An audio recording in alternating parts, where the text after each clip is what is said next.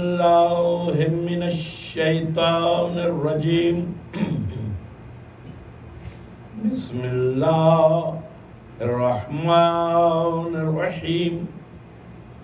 الحمد لله الذي جعل الحمد مفتاحا لذكره وسبيلا إلى جنانه وسببا لزيادة إحسانه.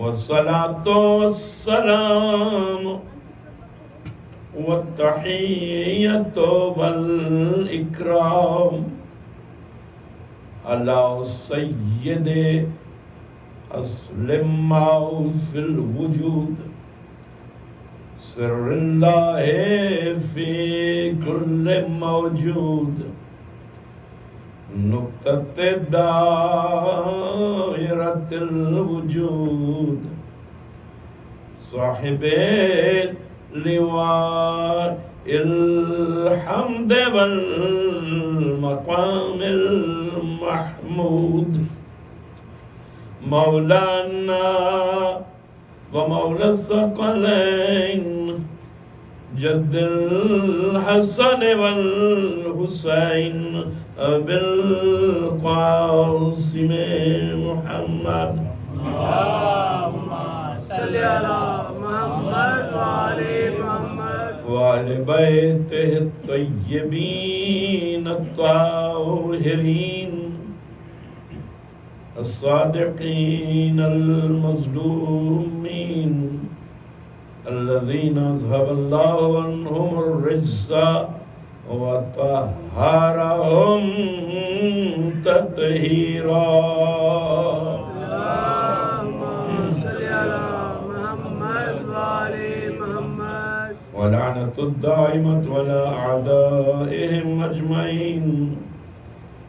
أما بعد فقد قال الله تبارك وتعالى في محكم كتابه المبين. بسم الله الرحمن الرحيم. هو الأول والآخر والظاهر والباطن، هو الأول والآخر والظاهر والباطن وهو بكل شيء عليم. صلوات پر محمد. اللهم صل على محمد وعلى گرامی محمد. قدر، یہ 5ویں گفتگو سورہ حدید کی اس آیت کے سایہ میں نے معرفت اور معرفت باطن کے عنوان سے کچھ معروضات ان شبوں میں پیش کیے کہ اللہ ہم سے صرف ظاہری عقیدہ نہیں چاہتا، معرفت باطن چاہتا ہے، اور جس طرح اپنی معرفت باطن چاہتا ہے اسی طرح اپنی حجتوں کے لیے اس کا تقاضا ہے کہ ان کی معرفت باطن حاصل کرو تاکہ تمہارا ایمان استحکام اور یقین کی منزل تک پہنچے۔ آپ کا مشکور ہوں میرے خستہ گلا کے اس گلے کے ساتھ، ٹوٹی پھوٹی آواز کے ساتھ جو میں پہنچا سکا آپ نے برداشت کیا، قبول فرمایا، اور یہ پروردگار کی رضا کے ماتحت ہے کہ آپ کس کیفیت میں رہیں گے اور کیا حیثیت رہے گی آپ کی۔ ہم نے تو چاہا کہ آواز بہتر ہو جائے لیکن گلا جو ہے وہ تھوڑا اثرات اس پہ زیادہ رہے، اس کے فلو وغیرہ،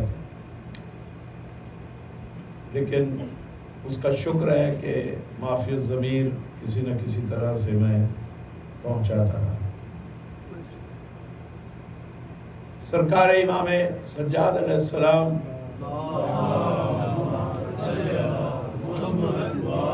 علی زین العابدین نے عرض کیا کہ زین العابدین کا نام دینے والے نے قرآن حکیم میں اپنے حبیب کو کسی بھی ایک مقام پہ ساجد نہیں کہا، صرف عابد کہا۔ یہ میں دہرا رہا ہوں یہ بات، کیونکہ ایک لقب ہے سید الساجدین، ایک لقب ہے زین العابدین۔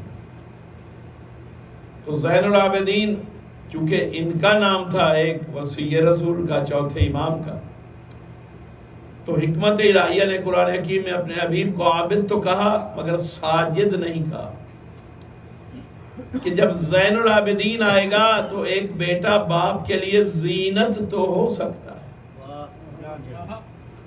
مگر بیٹا باپ کے لیے سردار نہیں ہو سکتا۔ اسی رسول کے مقام کو، اس مرتبہ کو واضح رکھنے کے لیے اللہ نے رسول جیسے سجدہ گزار کو قرآن میں لفظ ساجد سے یاد نہیں کیا، اور اللہ کی مشیت نے یہ چاہا کہ جب سید الساجدین علی ابن الحسین علیہ السلام کا نام میری مشیت سے سامنے آئے گا تو اہل فکر خود اس نقطہ تک پہنچ جائیں گے کہ رسول کو عابد تو کہا مگر ساجد کیوں نہ کہا۔ صلوات پر اللہم صلی اللہ سرکار امام سجاد علیہ السلام کی سیرت وسیع و عریض مضامین رکھتی ہے، وہ نعمتیں، وہ احسانات جو رہتی دنیا پہ امام کے ہیں، بے شک ان میں سب سے بڑا احسان عزاداری حسین دے کر جانا اور اسلوب عبادت سکھا کر جانا، اور یہ بتانا کہ وہ کبھی میرے بابا کا سچا عزادار نہیں ہو سکتا کہ جو عزا میں تو مصروف نظر آئے مگر عبادت الہیہ سے کٹ کے رہے، کیونکہ سید سجاد سے بڑا تو عزادار حسین ممکن ہی کوئی نہیں۔ تو سید سجاد علیہ السلام نے اللہ کی عبادت اور اپنے بابا کی عزاداری کو یکجا کر کے دکھایا، وہ عزا میں بھی سب سے آگے، وہ عبادت میں بھی سب سے آگے، وہ زین العزا بھی ہیں، وہ زین العابدین بھی ہیں، امام زین العزا بھی ہیں، زین العابدین بھی، اس لیے کہ حضرت چاہتے ہی ہیں کہ سب سے بڑا عبادت گزار ہونا ہی اسے چاہیے جو میرے بابا کا سب سے بہتر عزادار ہو۔ یہ لوگوں کے لیے نہیں ہے کہ وہ جو دشمنان آل محمد ہیں یا جو غیر ہیں کہ نمازیں عبادات ان کے لیے اتری، اور جو عزائے حسین میں رہنے والا مومن ہے وہ سمجھے کہ یہ میرے لیے تو یہ صرف ایک پہلو کافی ہے۔ بھئی عبادت باقی لوگوں کے لیے اتری ہی نہیں ہے، تو ویسے لگے ہوئے ہیں، کیونکہ معصوم کی ایک حدیث ہے اور الحمدللہ کہ ہم یہاں احادیث معصومین بیان کر سکتے ہیں اس منبر سے۔ امام صادق علیہ السلام نے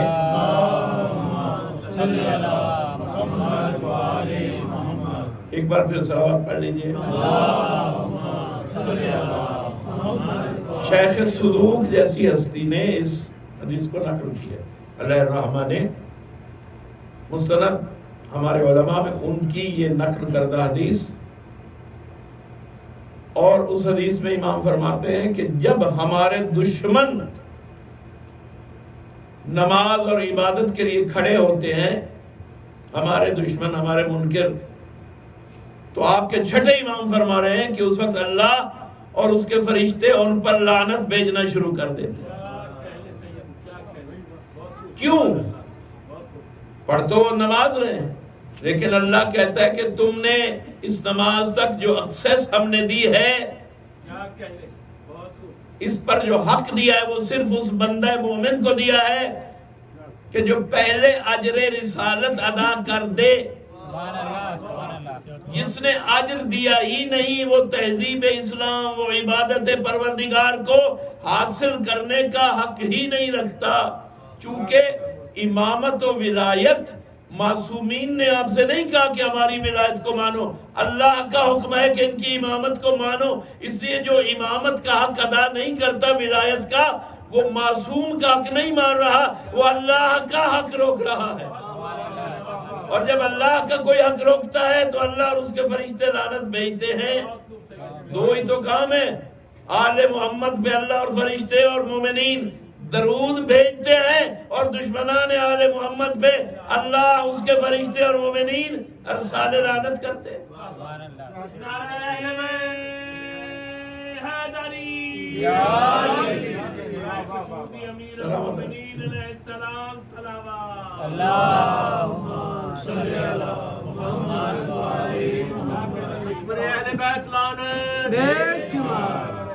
تو حضور بھری ہوئی مسجدیں دیکھ کر آپ کو یہ سوچنا چاہیے کہ جن کا کام نہیں وہ لگے ہوئے ہیں،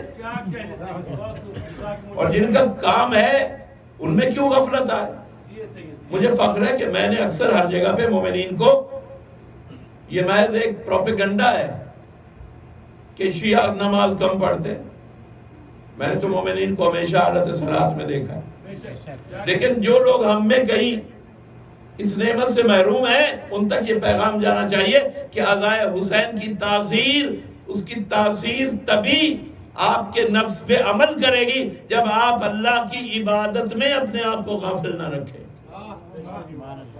چونکہ عزائے حسین بھی اس وقت جو آپ ادا کر رہے ہیں، گو تعزیت تو سیدہ کونین سے ہے۔ سیدہ راضی ہوں گی تو کون راضی ہوگا؟ اللہ۔ اور سیدہ من غضبہ فقط غضبنی ومن غضبنی فقط غضب اللہ، جو اس کو راضی کرے اس نے مجھے راضی کیا، رسول کہہ رہے ہیں، اللہ کا رسول۔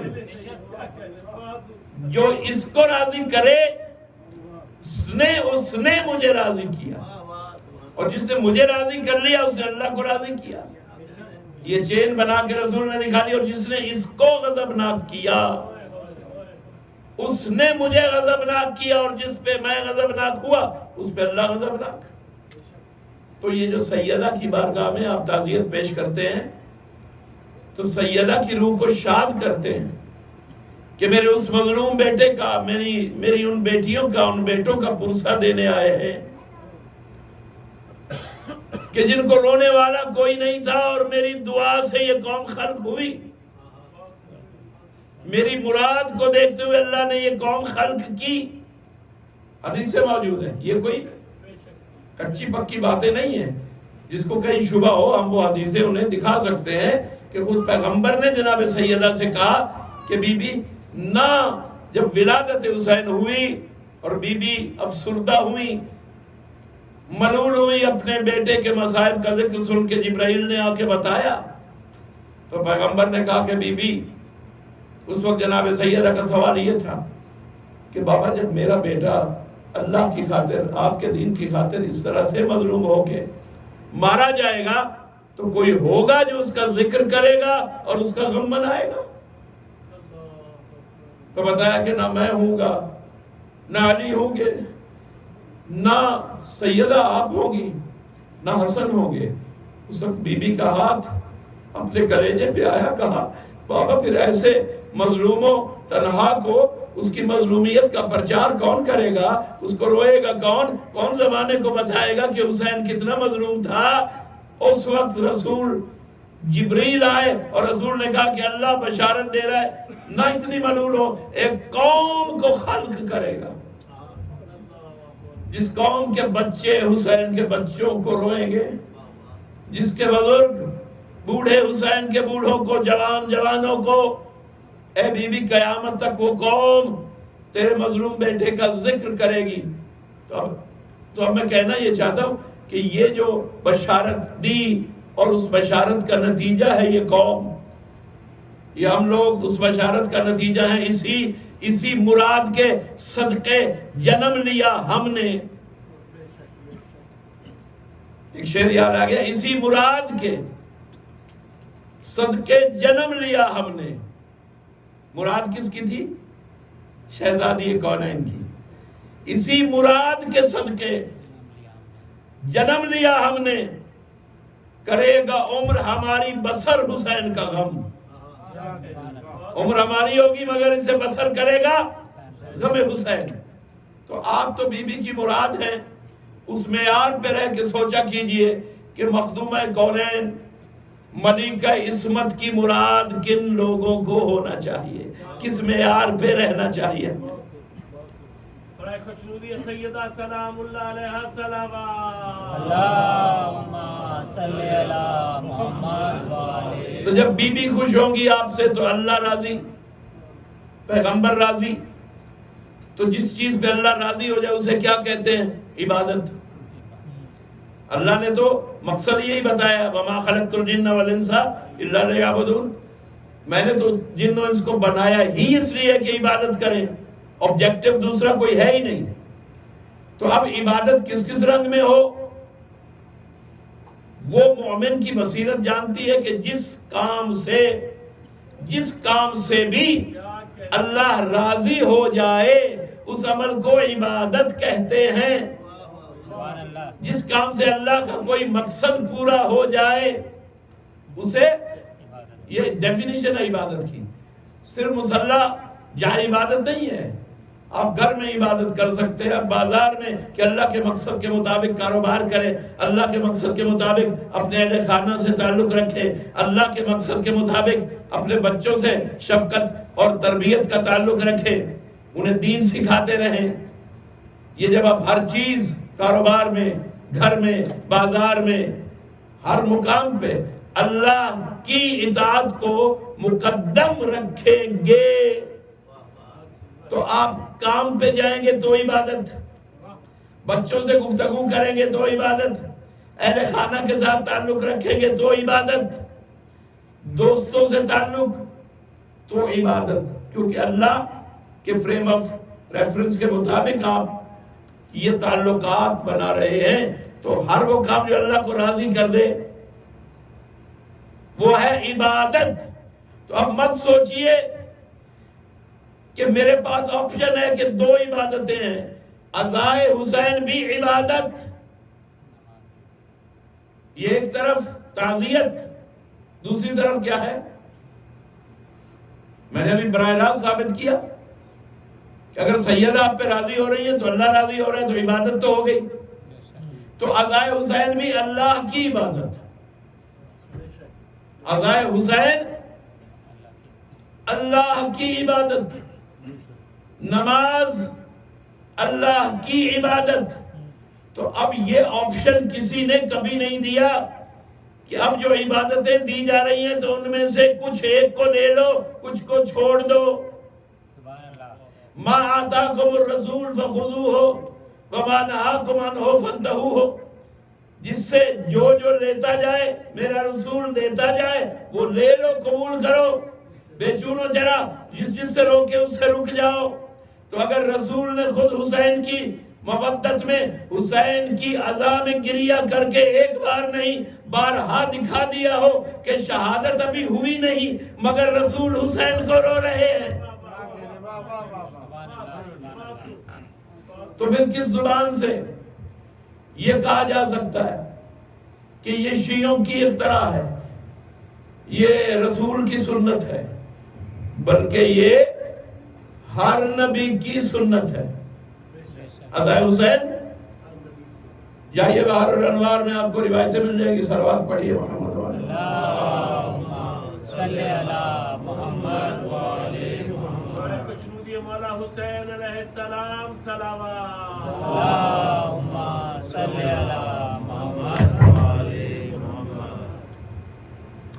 یعنی روایات اللہم صلی علی معصومین سے روایت ہے کہ اللہ نے تمام انبیاء کو، ابھی حسین کی شہادت نہیں ہوئی بلکہ ابھی حسین دنیا میں نہیں آئے، بلکہ ظاہری طور پہ ابھی حسین کے آباء و اجداد دنیا میں نہیں آئے، خود پیغمبر کونین ابھی دنیا میں نہیں آئے. آدم خلق ہوئے تو آدم سے لے کر کبھی آدم کو، کبھی نوح کو، کبھی ابراہیم خلیل اللہ کو، کبھی جناب موسیٰ کو، جناب عیسیٰ کو، تمام انبیاء اولو العزم کو یہ روایات میں مستند موجود ہے. ہر نبی کو اللہ نے کربلا سے گزارا، کیفیت پیدا کی کہ وہ کربلا کسی نہ کسی موڑ پہ پہنچے، اور جب وہ پہنچا، جو بھی نبی پہنچا، تھوڑی سی بات عرض کر دوں، جو نبی بھی پہنچا کربلا میں، اس نبی کا خون نکلا. جناب آدم کو پاؤں میں چوٹ آئی، خون نکلا. جناب عیسیٰ کو ماتھے میں چوٹ آئی، خون نکلا. مختلف انبیاء کو چوٹ آتی تھی، جیسے ہی کربلا میں جاتے تھے، یا کانٹا چبھ رہا ہے یا کوئی اور ٹھوکر لگ رہی ہے، خون نکلا. یہ لفظ ہے روایت کے، اسو ذہن میں رکھ لیجئے. خون بہا ہر نبی کا. اور جب پوچھا کہ باراللہ یہ کیوں ایسا ہو رہا ہے، دل بیٹھا جا رہا ہے، دکھ سے بھرتا چلا جا رہا ہے اور خون نکل رہا ہے ہمارا، تو اس وقت اللہ نے آواز دی کہ میرا ایک عبد خاص ہوگا، آخری رسول کا بیٹا حسین. وہ یہاں حق کے اطاعت پروردگار کو اس معیار پہ ادا کرے گا کہ اس کا اور اس کے پورے خاندان کا خون یہاں بہے گا. اس خون کی یاد میں اللہ چاہتا ہے کہ تمہارا خون بھی نکلے اور تم اپنے آپ کو غمگین بھی دیکھو. اب جو لوگ روک رہے ہیں کہ خون نہ بہائیے، حسین کے غم میں فتوے لائے جا رہے ہیں، ان سے پوچھئے. یہ ابھی لاہور سے آوازیں آ رہی ہیں کہ جو حسین نے کیا وہ کرو، یہ فکر ہے ان کا. جو حسین کے ساتھ ہوا وہ نہ کرو. یہ آواز آ رہی ہے نا کہ جو حسین کے ساتھ ہوا، یعنی حسین کا خون بہا، یہ نہ کرو کیونکہ دشمنوں نے حملہ کیا. خون تو اس لیے بہا، مگر جو حسین نے کیا، جو عمل حسین، سیرت حسین ہے، وہ کرو. تو میں تو چاہتا ہوں کہ مومن کامل ہوگا ہی وہی جو سیرت حسین پر عمل کرے گا، اس میں کوئی شک نہیں. لیکن جو روک رہے ہیں سیرت کی بات کہہ کے کہ جو ہوا وہ نہ کرو، بھئی وہاں تو دشمنوں نے خون نکالا میرے مولا کا، 72 شہداء کا خون لشکر اشقیاء کے حملوں سے نکلا. تھوڑا سا سنبھل کے پوری باریکی اور نفاست فکر سے سوچئے، میں کچی بات نہیں کر رہا، کہ خون دشمنوں نے بہایا، لیکن جو آدم کا خون بہا، جو نوح کا خون بہا، جو موسیٰ و عیسیٰ کا خون بہا، جو پیغمبر روئے، تو یہ بتائیے کہ یہ خون تو اللہ نے اپنی رضا سے نکلوایا. تو اب یہ بتائیے جو انبیاء روئے،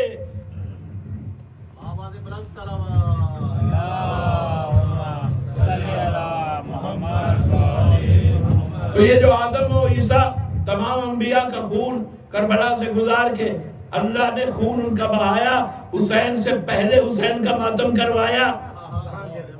تو یہ بتائیے کہ یہ اللہ کے عمل پہ پھر فتویٰ لگا دیجئے کہ اللہ کو ان انبیاء سے وہ کروانا چاہیے تھا جو حسین نے کیا، وہ کیوں کروایا جو حسین کے ساتھ ہوا.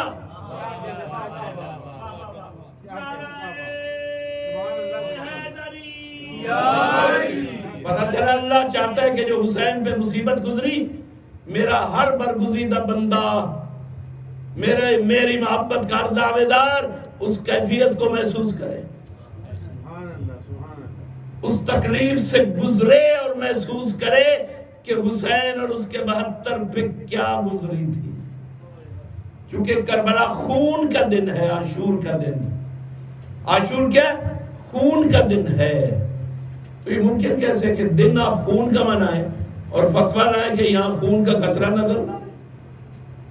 ہاں ضرور یہ احتیاط ضرور رکھیے کہ اسے خطرہ جان نہ بننے دیجیے، کیونکہ دانستان اپنی جان لینا ممنوع ہے.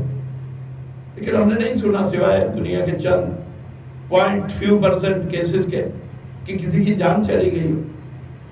مگر حسین کی یاد میں خون بہائے اور اتنا بہائے کہ کم سے کم علامت یوم عاشور ظاہر ہو جائے. اراد بھی نہیں کہ اتنا خون بہائیں، کیونکہ آپ اور ہماری یہ بساط نہیں ہے، مگر اتنا خون ضرور ہو کہ علامت نظر آ جائے. بھئی دمبے کا خون بہے تو اللہ کہے کہ اسی طرح ذبح کر کے خون بہا کے قربانی کی یاد تازہ کرو. بھئی کبھی سوچا کریں دمبے کا خون بہے تو اللہ نے کہیں نہیں کہا جیسے آج کل کے کچھ بڑے اپنے آپ کو عقلمند سمجھنے والے کہتے ہیں کہ بھئی یہ پیسے خیرات کر دو. اللہ نے قرآن میں سنت پیغمبر کے ذریعہ کہیں حکم نہیں دیا کہ قربانی کے پیسے مینا میں جا کے لاکھوں جانور ذبح کرنے کی بجائے وہ غریبوں میں خیرات کر دو. خیرات کرنے کی پاکٹ الگ ہے, وہ اکاؤنٹ الگ ہے, خیرات الگ اکاؤنٹ سے, خمس کا اکاؤنٹ الگ ہے, عطیات کا اکاؤنٹ الگ ہے, اور اللہ کی راہ میں محبت کے رستے میں پیش کرنے کا اکاؤنٹ الگ ہے. تو جب اللہ ایک دمبے کے خون کے بدلے میں بھی سنت کو خون کے ساتھ دیکھنا چاہتا ہے تو آپ نے سیکھا کیا ہے مینا میں جا کر؟ بھائی ایک دمبے کے خون کے بدلے میں تو اللہ لاکھوں جانوروں کا, کروڑوں کا خون دیکھنا چاہے, اور جہاں اللہ کا عبد خاص حسین اس کا خون بہ جائے, اس خون کے بدلے میں ایک قطرہ خون دینا بھی فقہا کہہ دیں کہ حرام ہو گیا. اللہ معاف کرے. نعرہ حیدری خوشنودی مولا حسین علیہ السلام صلوات. اللہم صلی علی محمد و آل محمد. عزائے حسین کے دشمنوں پہ لعنت. تو میں خود پابند اصول اور پابند مراجع ہوں. آپ کے پاس ایسے مراجع موجود ہیں کہ جو ماتم کی ہر کیفیت کو جائز قرار دیتے ہیں.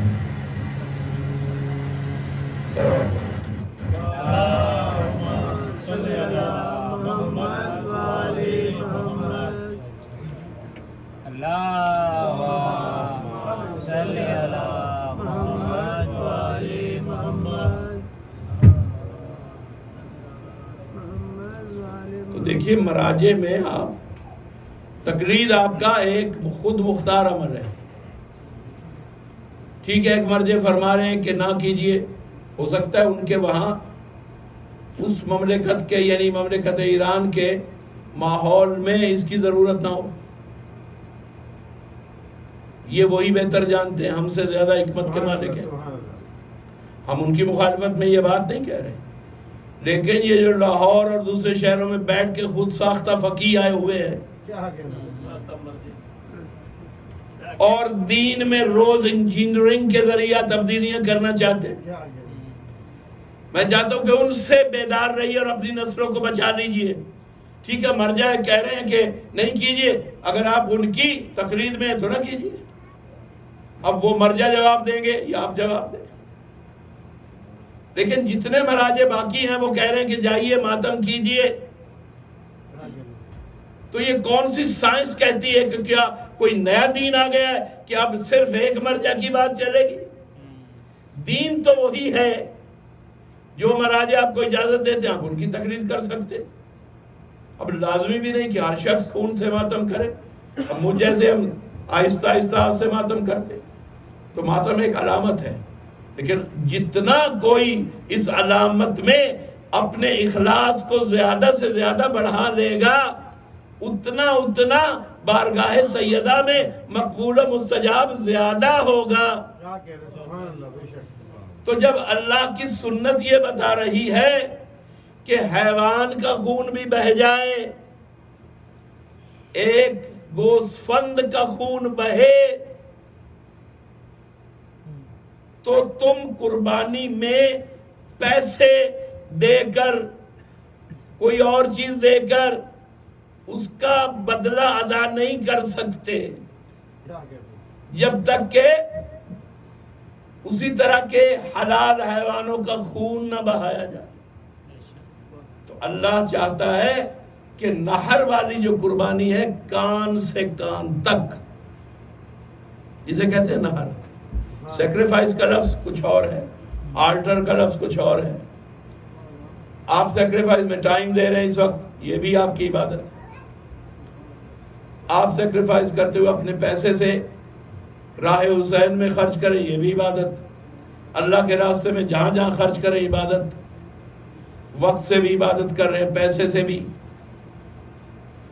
اور اپنی جسمانی انرجیز کو بھی صرف کر رہے ہیں عبادات میں، ہر چیز کا ثواب. یہ آئیں گے لفظ ایسی قربانی میں جسے ہم انگلش میں سیکریفائی کرنا کہ اپنے حق کو اللہ کی راہ میں پیش کرنا. لیکن جو آلٹر ہے اس میں اس کا جو حقیقی مفہوم ہے وہ ذبیحہ کا ہے، ذبح ہو جانا. اور اللہ نے قرآن حکیم میں سورہ کوثر میں رسول سے کیا کہا؟ اِنَّا أَعْطَيْنَاكَ الْكَوْثَرَ، ہم نے تمہیں کثیر آل کوثر عطا کی، یعنی کثیر، ہم نے نعمت کثیر عطا کی. اور وہ کون ہے؟ آل محمد کو کوثر کہا گیا. بھئی یہاں مومنین بیٹھے ہیں، آل محمد کی تفسیر پڑھ کے دیکھیے، یہاں حوض اس سے مراد نہیں ہے. تھوڑی سی بات سنتے جائیں. معاشرہ کیا تانے دے رہا ہے رسول کو؟ ابتر، بے اولاد، دم کٹا، نعوذ باللہ. اور رسول کہہ رہا ہے، کیا لاجک اجازت دیتی ہے آپ کو کہ کوئی کسی شخص کو یہ کہے کہ بھئی تمہارے اللہ نے تمہیں اولاد ہی نہیں دی؟ تو آپ کہیں گے پھر کیا ہوا، میرے پاس وہاں فلاں جگہ پہ ایک بہت بڑا حوض ہے، پانی کا ایک جھیل ہے، پوری نہر میری ہے. وہ بندہ آپ کی عقل پہ ہنسے کہ یہ اپنی پانی کی جاگیر اور یہ چیزیں بتا رہا ہے، جبکہ ہم نے بات کی ہے کہ تمہاری اولاد نہیں ہے. تو کیا اللہ یہ کہے گا کہ اے رسول ان سے کہہ دو، یہ کہتے ہیں تم ابتر ہو، تم ان سے کہہ دو کہ نہیں میرے پاس حوض کوثر جو ہے. تو حوض کوثر کا لفظ سورہ میں تو ہے ہی نہیں، حوض کا لفظ اس میں نہیں. حوض کوثر ایک الگ ریئلٹی ہے، کوثر کا پانی ایک الگ ریئلٹی ہے. لیکن یہاں کوثر سے مراد حوض کوثر نہیں ہے. اِنَّا أَعْطَيْنَاكَ الْكَوْثَرَ، ہم نے تمہیں کوثر عطا کیا. اب اس کا ترجمہ کیا ہوگا؟ عربی میں یا فارسی میں کرے الکوثر، خاص کوثر. اور تفسیر معصوم میں تو ہر جگہ یہی ہے. اہل بیت کی تفسیر میں، رسول کی تفسیر میں کس سے مراد جناب سیدہ اور اولاد سیدہ ہیں.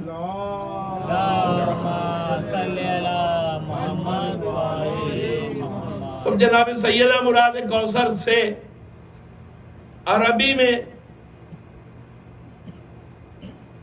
کہیں گے عین الکوثر، کوثر کا چشمہ. عین اچھا اس کا ترجمہ کیا لکھیں گے آپ؟ دنیا کے عربی دانوں کو بلائیے، بیٹھیے، بات کیجیے کہ عین الکوثر کا ترجمہ کیا یہ ہے کہ کوثر چشمہ یا کوثر کا چشمہ؟ اس سے ملتی جلتی تراکیب جو روز آپ بولتے ہیں پہلے انہیں دیکھ لیجئے. کتاب اللہ، اسی وزن پہ عین الکوثر، کتاب اللہ. کیا لوگ یہ ترجمہ کریں گے کہ اللہ کتاب یا اللہ کی کتاب؟ رسول اللہ، اللہ رسول نہیں، اللہ کا رسول. 100% وہی ترکیب ہے یہاں عین الکوثر. بیت اللہ، اللہ گھر نہیں، اللہ کا گھر، اللہ کی کتاب. پتہ چلا اللہ کوئی ایک اور ذات ہے، کتاب اور چیز ہے اس کی. اللہ ایک اور ذات ہے، گھر اس کا ہے. اللہ اور ذات ہے، رسول اس کا ہے. اسی ترکیب پہ جب کہتے ہیں عین الکوثر تو ترجمہ یہ ہوگا کہ کوثر کوئی اور ذات ہے، اور یہ جو چشمہ کوثر ہے یہ اللہ نے اس کی جاگیر میں دیا ہے. تو اب جب ترجمہ ہر لحاظ سے تمام مثالوں سے یہی بنے گا کہ اِنَّا أَعْطَيْنَاكَ الْكَوْثَر جو ہے، اگر اس سے مراد کوئی لے لے کہ اس سے چشمہ کوثر ہے تو وہ تو ہوگا عین الکوثر، وہ تو ہے ہی جاگیر اس کی کہ جس کا نام کوثر ہے۔ اب کوثر کون ہے؟ تو رسول کی آواز آئے گی کہ یہ میری بیٹی، میری دختر جناب فاطمہ کا قرآنی نام ہے۔ قرآن میں بی بی کو اور ان کی عطرت کو کوثر کہا گیا۔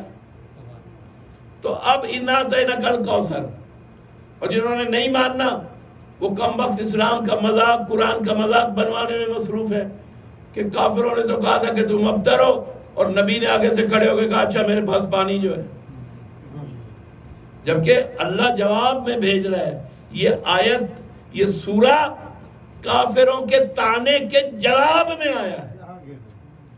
انہوں نے دیوار کعبہ پہ لکھا جو بھی لکھا، تو جواب آیا کہ اگر وہ طعنہ ابتری دے رہے ہیں تو اے رسول تم جا کے دیوار کعبہ پہ سورہ کوثر لٹکاؤ۔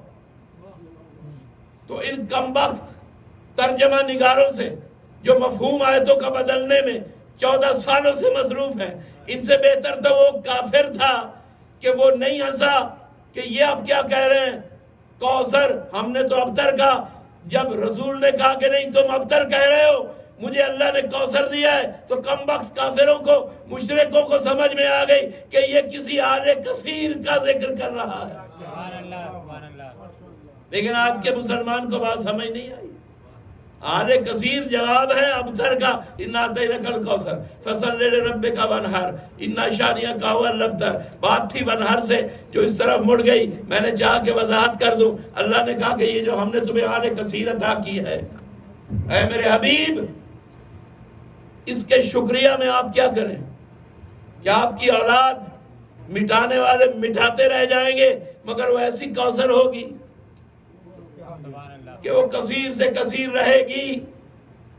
عجیب لوگ ہیں یہ خاندان عشق کے لوگ، عباس صابش کا شعر ہے۔ عجیب لوگ ہیں یہ خاندان عشق کے لوگ کہ ہوتے جاتے ہیں قتل اور کم نہیں ہوتے، کہ ہوتے جاتے ہیں قتل اور اس نے گویا لفظ کوثر کا مفہوم بیان کیا کہ یہ وہ نسل ہے قتل ہو کے کم نہیں ہوتی۔ تو اللہ نے کہا ہم نے آپ کو کوثر عطا کیا، ان کافروں کو بتا دیجئے، ان کے منہ کو تالے لگ جائیں گے۔ تالا کیوں لگا؟ پانی سن کے۔ اگر اس کا مطلب کافر بھی حوض کوثر لیتا تو وہ ہنستا رسول پر، مگر کافر تھا، مگر عقل کا اندھا نہیں تھا، نیت کا اندھا نہیں تھا۔ اسے سمجھ میں آ گیا کہ جسے میں جس چیز کو ابتر کہہ رہا ہوں اس کے جواب میں آل کثیر کا اعلان ہو رہا ہے کہ اللہ نے مجھے آل کثیر دی ہے، تمہیں کیا پتا ایسی کثیر آل ہوگی کہ زمانے مٹائیں گے تو نہیں مٹے گی۔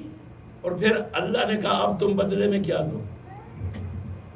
فَصَلِّ لِرَبِّكَ وَانْحَرْ، اے رسول میں نے کوثر دیا۔ کوثر کا بدلہ کیا ہے؟ کہ نماز پڑھو میری، یہ اس کا بدلہ ہے۔ ونہر، اور گردن کٹواؤ۔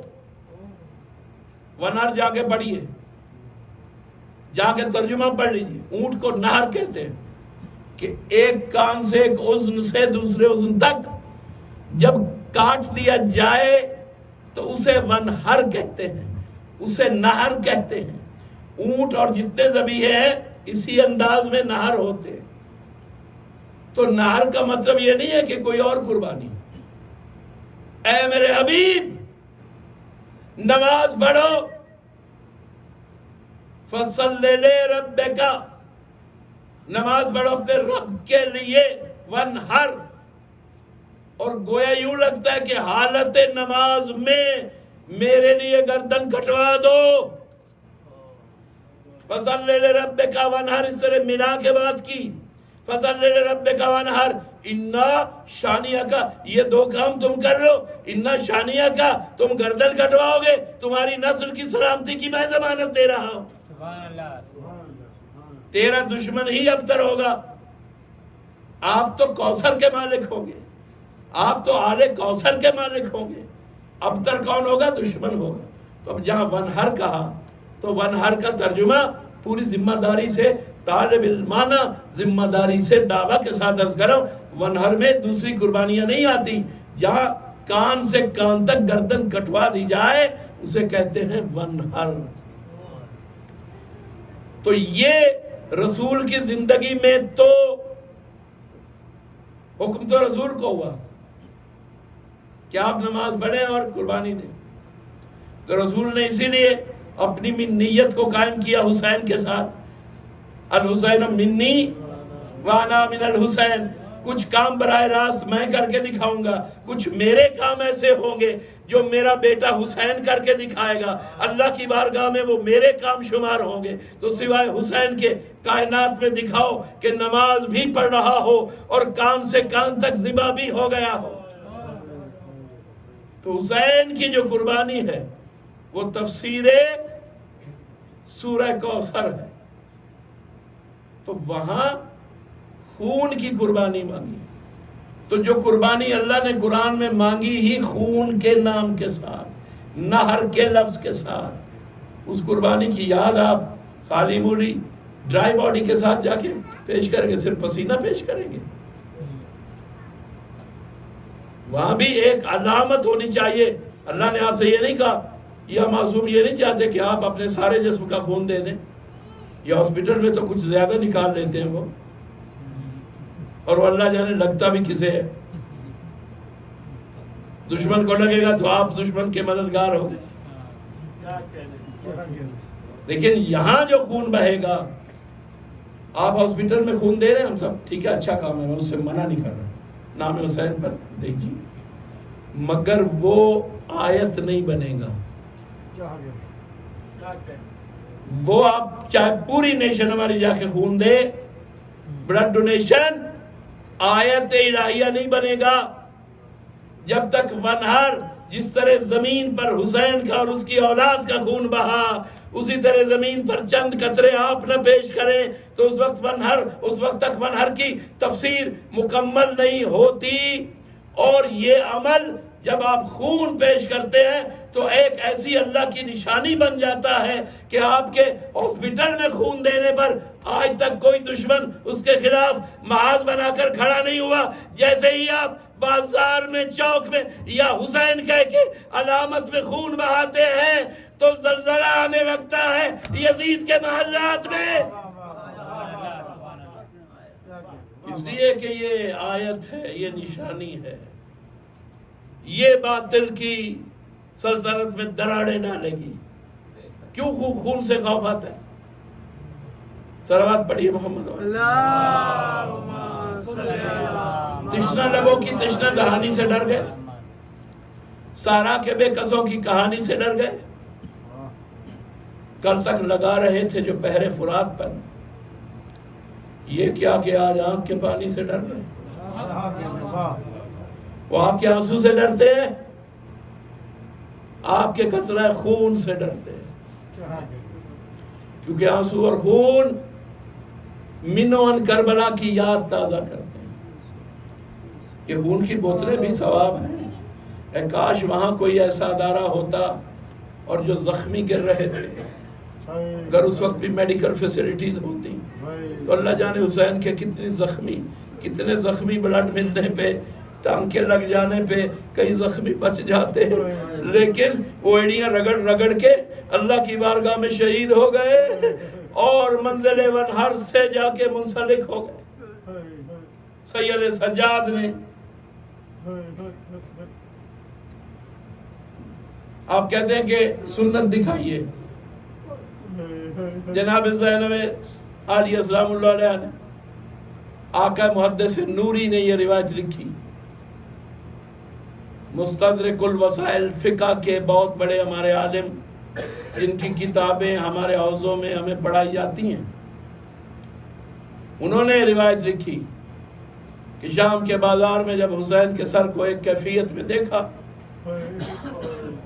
تو زینب سرکار حضرت زینب عالیہ سلام اللہ علیہ بے ساختہ اور کچھ نہ کر سکی. وہ جو چوب تھی نا ناکا کی، اس چوب ناکا کے ساتھ بی بی نے دانستن اپنے ماتھے کو زور سے مارا، ماتھا زخمی کیا. اور وہ سنت جو سنت انبیاء تھی، حسین کے غم میں زینب نے اس سنت کی تکمیل کی. سید سجاد ہاتھ بندھے ہوئے. ارے ماتم آپ لوگ مذاق کرتے ہیں کربلا کے ساتھ، کیا وہاں پہ ہاتھ کھلے تھے کہ جو آپ کو ماتم کر کے دکھایا جاتا؟ ارے وہاں سید سجاد بندے ہاتھوں سے ماتم سکھا رہے ہیں کہ اگر یا سینے اور پشت سے خون نہ نکلے تو آنکھوں سے خون رو رو کے اپنے بابا کا ماتم کر رہے ہیں، پردہ عصمت کا ماتم کر رہے ہیں. یہ ساری مثالیں ہیں ائمہ طاہرین نے کئی مقامات پہ. کیا آپ کے پاس ساری ڈائری آ گئی ہے معصومین کی؟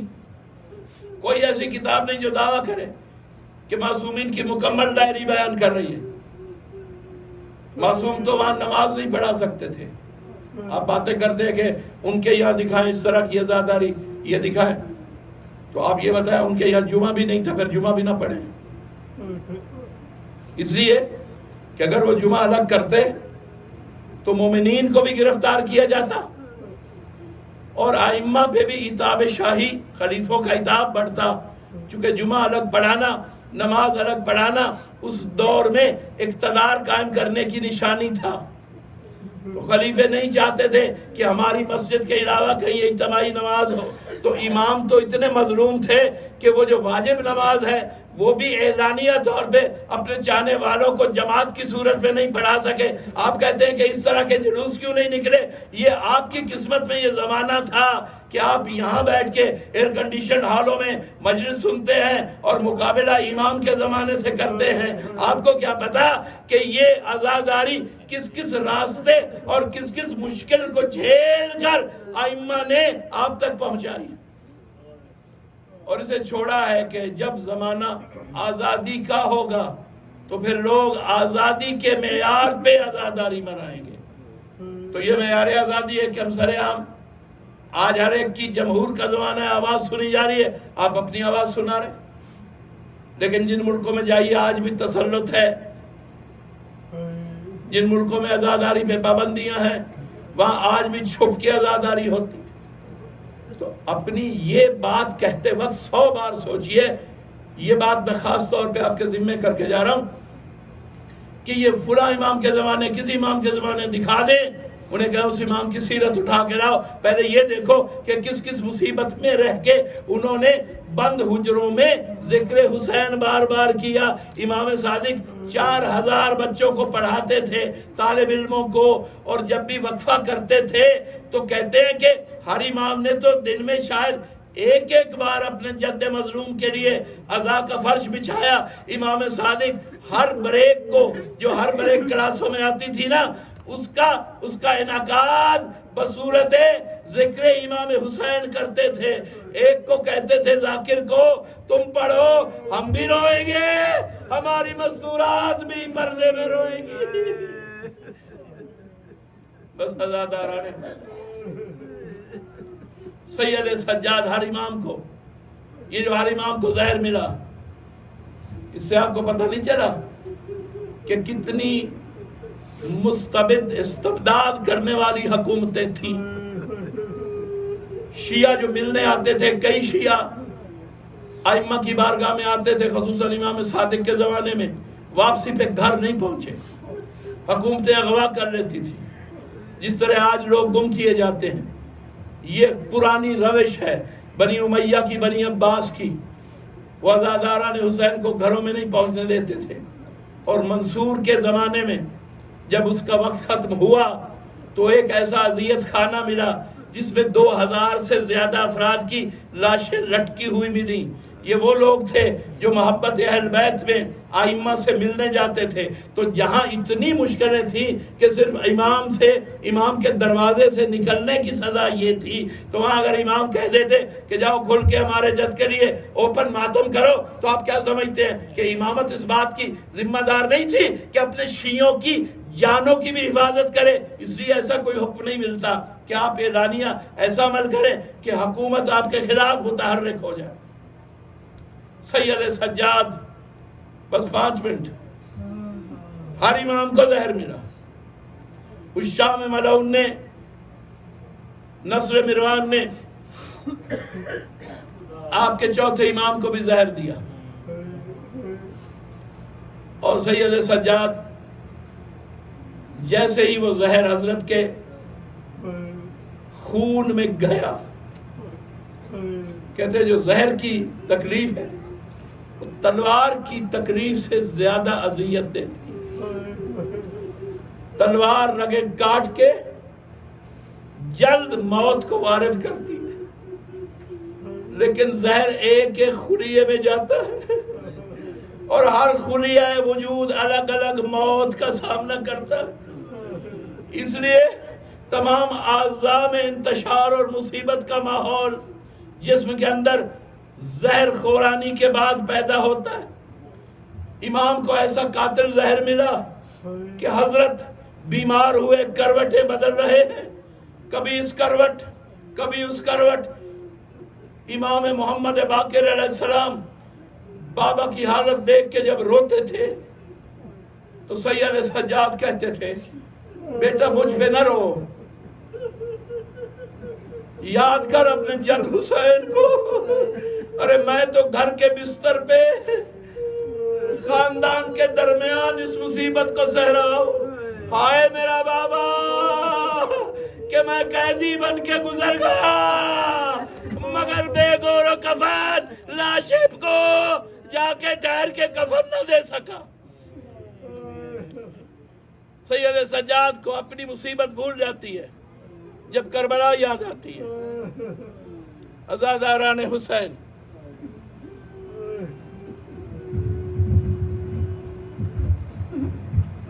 بس آخری جملے عرض کر رہا ہوں۔ سید سجاد کو اب تھوڑا سا اپنی نگاہوں کو، اپنی سوچ کو لے آئیے اس ماحول میں جہاں سید سجاد اپنے حجرہ میں تڑپ رہے ہیں۔ ذرا تصور قائم کر لیجئے، مجھے مضمون پڑھنے کی ضرورت نہیں۔ سید سجاد کا وقت آخر آیا، جناب امام باقر علیہ السلام کو، باقی اولاد کو بلایا، کہا بیٹا ایک آخری کام تم سے میں کہنا چاہتا ہوں۔ کہا بابا فرمائیے، ہم تو منتظر کھڑے ہیں، کیا تعمیر کریں؟ کہا کہ ایسا کرو کہ مجھے میرے بستر سے اتار کے، مجھے سہارا دے کے سامنے فرش پہ زمین پہ لٹا دو، میں زمین پہ لیٹ کے سانسیں پروردگار کے حوالے کرنا چاہتا ہوں۔ کہا کیوں بابا؟ کہا کہ آپ کے جد امام حسین، میرے بابا کی جو مصیبت ہے ان کا لاشا میرے سامنے ہے، مجھے نظر آ رہا ہے میرے بابا کا لاشا بے گور و کفن تھا، کربلا کی ریت پہ تھا۔ اولاد نے بابا کی، حضرت سجاد کی فرمائش کے مطابق حضرت کے جسد کو، جسم کو اس وقت سہارا دیا، اٹھایا، نیچے ایک چادر بچھا دی، ایک گدا بچھا دیا، امام کو وہاں لٹھایا۔ جب امام لیٹے دیکھا کہ میرے پیچھے، میرے نیچے ایک چادر موجود ہے، ایک صف موجود ہے۔ حضرت پھر تڑپے، اٹھ کھڑے ہوئے، کہا کہ مجھ میں تاب نہیں ہے، لیکن بیٹو میں نے کہا ہے مجھے یہ صف نہیں چاہیے، یہ گدا، یہ چادر نہیں چاہیے، سب کچھ ہٹا لو، مجھے میرے گھر کے فرش پہ، اس مٹی پہ اپنی سانسیں، آخری سانسیں لینے کا موقع دے دو۔ کہا کہ بابا کیوں؟ ہمارا جی نہیں چاہتا۔ کہا مگر میرا جی چاہتا ہے، میں اسی طرح سے تڑپ کے اپنی سانسیں اپنے پروردگار کے سپرد کروں، اسی طرح سے موت آئے، ارے جیسے میرا بابا حسین بے یار و مددگار کربلا کے صحرا میں تڑپ رہا تھا، گرم ریت پہ جان آفرین کے سپرد کر رہا تھا۔ لے آؤ جنازہ۔ سید سجاد کا جنازہ اٹھا۔ میں کہتا ہوں जनाजे में भी आपका चौथा इमाम अस्सलाम अलैका या अबा अब्दुल्ला कहता रहा होगा, चूंकि याद आ रहा होगा, हाय मेरा बाबा जिसका जनाजा उसका बेटा ना उठा सका, मगर मैं तो वो हूँ कि चाहे जितना मजलूम हूँ, मगर मेरा जनाजा मेरे बेटों ने उठा रखा है, मेरी बेटियां रो रही हैं, कोई तमाचे मारने वाला नहीं। मातम Ya